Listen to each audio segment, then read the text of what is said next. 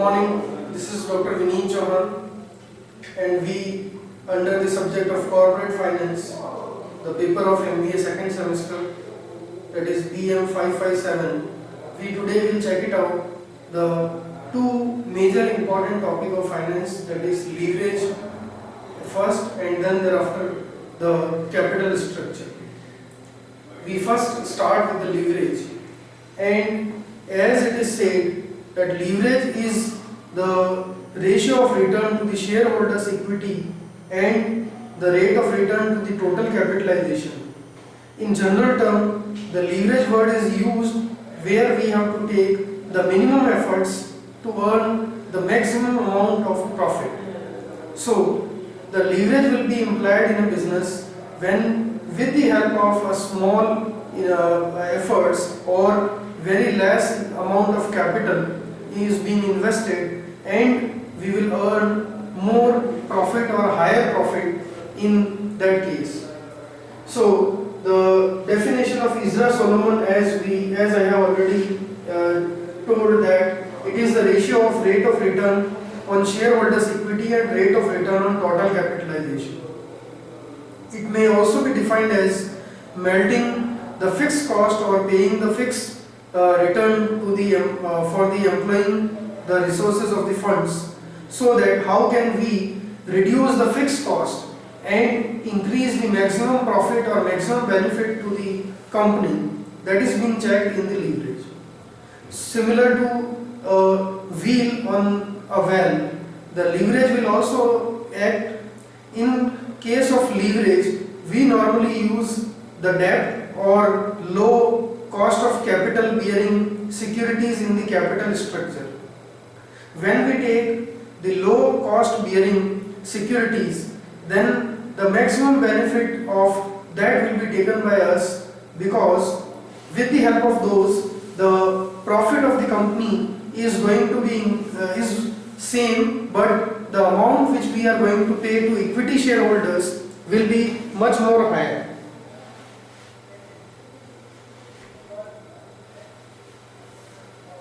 There are two types of leverage which is available to us. One is operating leverage, another one is financial leverage. These two leverages emerged in a company, that is due to the change in the profit and change in the company's either the revenue or bearing the securities of other types like debt and all.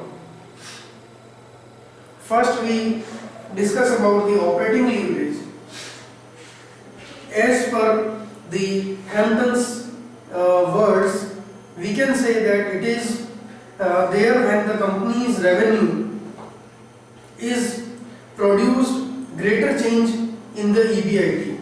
That means if the percentage change in the sales is only 1%, but the percentage change in earning before interest and tax of company earn or increase more than 1%, then we say that there is operating leverage exists. For that purpose, there are two formulas which is provided by me for this purpose. The first formula is based upon the percentage and percentage change, while the second formula is based upon the absolute profit of the company.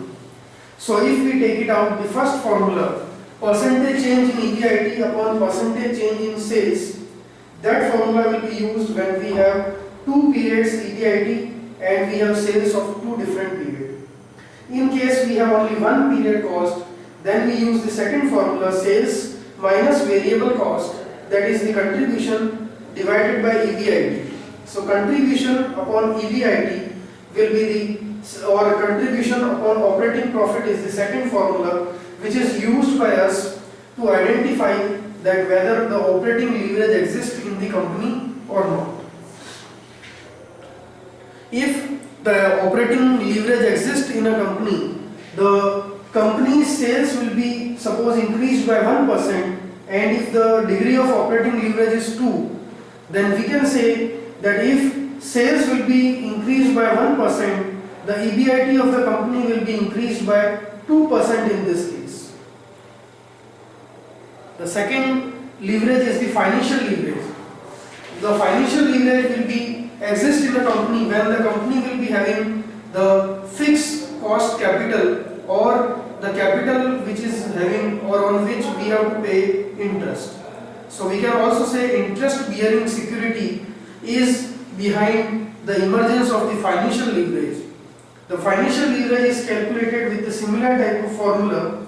The first formula is based upon the absolute value, that is EBIT upon EBT.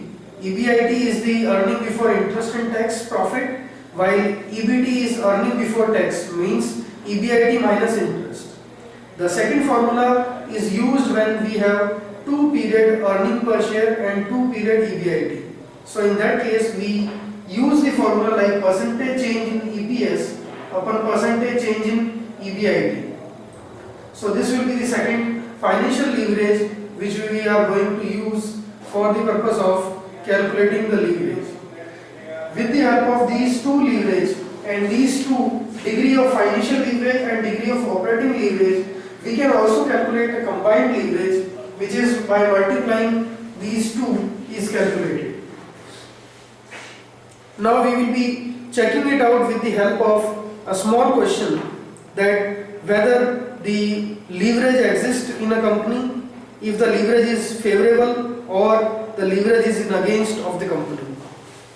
The first question is related with the degree of operating leverage with only the individual figures. So degree of operating leverage is calculated with the help of operating profit divided by EBIT. So in this case we have been given sales 4 lakh, variable cost 3 lakh and fixed cost 50,000. Now we first write the formula degree of operating leverage is equal to operating profit upon EBIT. For the purpose of calculating operating profit, it is calculated as operating profit is equal to sales minus variable cost, which is given as 3 lakh. So 4 lakh minus 3 lakh is the operating profit, that is 1 lakh. And second thing which we have to calculate is EBIT. EBIT is sales minus fixed cost minus variable cost. So both the two things will be reduced from sales. That means 4 lakh minus 3 lakh and minus 50,000. So remaining 50,000 is the EBIT. Now we use the formula, that is EBIT upon operating profit upon EBIT. Operating profit is 1 lakh rupees and EBIT is 50,000. So that means 2, which is the absolute value or which is the value or degree of operating leverage. The degree of operating leverage 2 means that when there is an increase in the sales, maybe of 1%, it will increase the EBIT by 2, means by 2%. So double will be the increase in the profitability if there is an increase in sales. So this is the first question regarding the degree of operating leverage. Now we will go ahead and check out another question with the help of which we calculate the degree of financial leverage.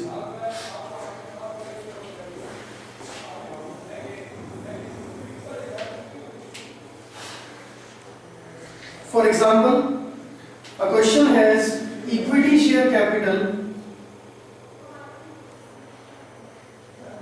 of rupees 14 lakh. It also has debt, 10% debt of rupees 6 lakh. So these are the two things which is in the capital structure of the company. Now the other figures includes sales of the company. The sale of the company is 5,000 units at the rate of rupees 100 per unit. So this is the sales of the company. Fixed cost is rupees. The fixed cost is rupees 2 lakh, and the variable cost is rupees 20 per unit. Now in this case, if we have to calculate both the things, calculate degree of operating leverage and degree of financial leverage.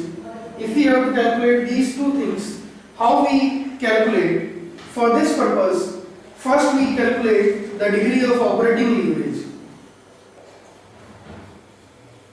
Since it is only 1 year figure, so we calculate like operating profit upon EBIT.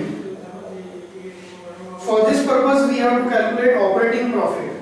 Operating profit is equal to sales minus variable cost. EBIT is equal to sales minus variable cost minus fixed cost.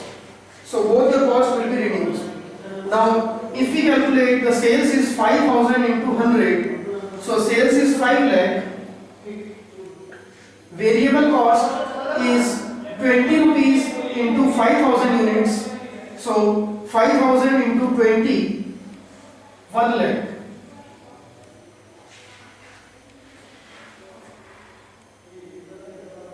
And the EBIT is calculated as 5 lakh minus 1 lakh variable cost minus 2 lakh fixed cost.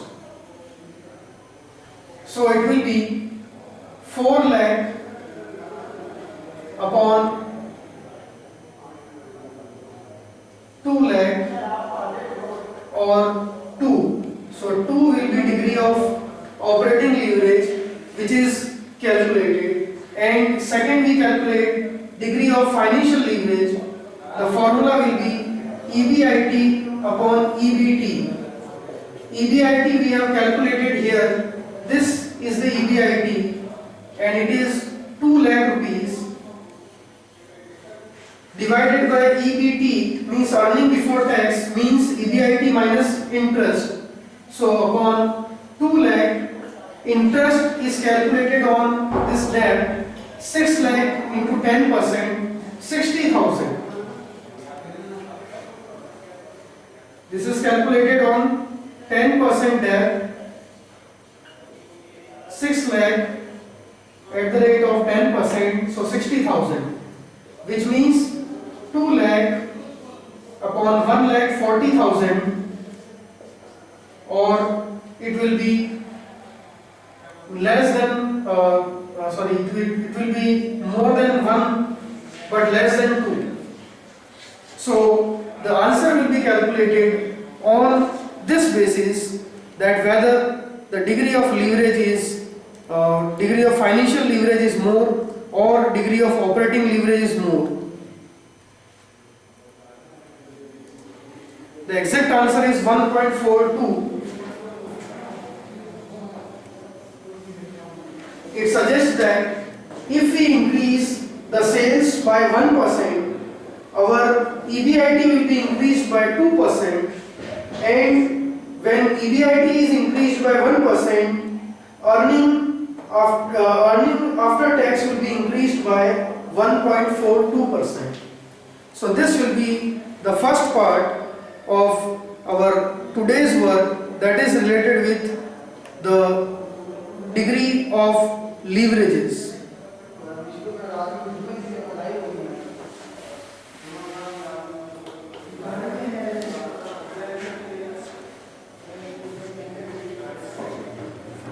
Now before we go ahead, I shall clean it up.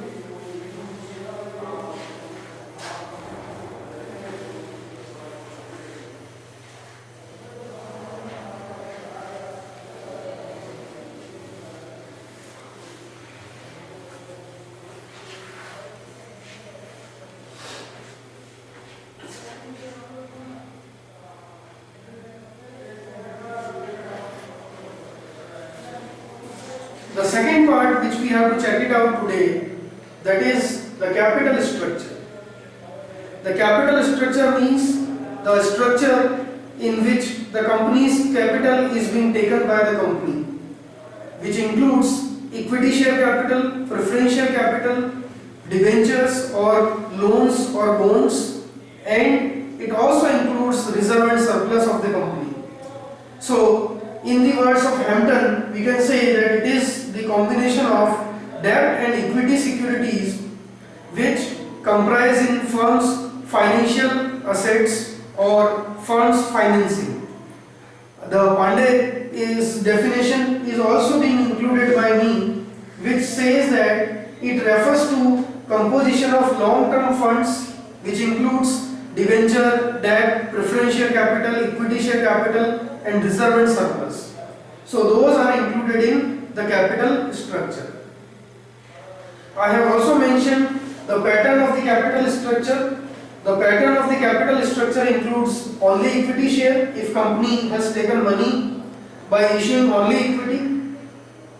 Equity plus preference when company has taken the loan or taken the capital with the help of equity plus by issuing preferential capital. And third, when with the equity and preference we have the debenture too. In case that company have issued only the equity with the debenture, then that may be the another way of capital structure which exists. For the purpose of analyzing the capital structure, we can check it out any of the question in which we will calculate the earning per share. The motive of the capital structure part is to calculate the shareholders' earning, which should be the maximum. So the aim of capital structure or analyzing the capital structure is number one, to increase earning per share EPS of the shareholders. So in all these questions we calculate earning per share with the help of a simple formula. Earning per share is equal to earning available for equity shareholders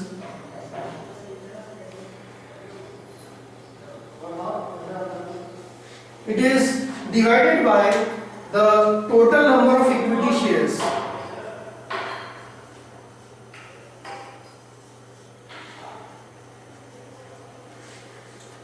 The aim of any company is to increase the maximum benefit to the equity shareholders. So we make a financial statement and calculate the earning per share. In case there are options available, then the option in which earning per share is maximum, that option will be selected as capital structure. So I am making here a small financial statement.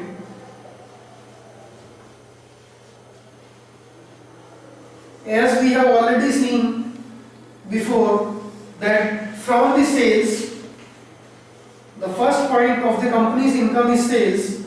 From here if we reduce variable cost, we have contribution or operating profit, out of which when we reduce the fixed cost, we have EBIT, earning before interest and tax, out of which first we reduce interest on loan or debenture or debt or bond.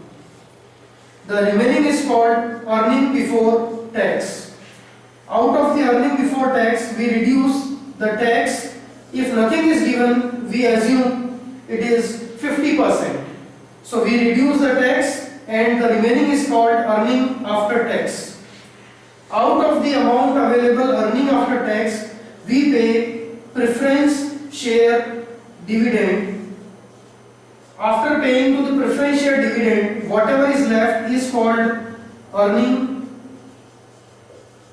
available for equity shareholders, out of which we pay the dividend, and remaining is called retained earnings or reserve and surplus. So this is the method by which we make a capital structure or financial statement. After we make the financial statement, we have the point here, earning available for equity shareholders.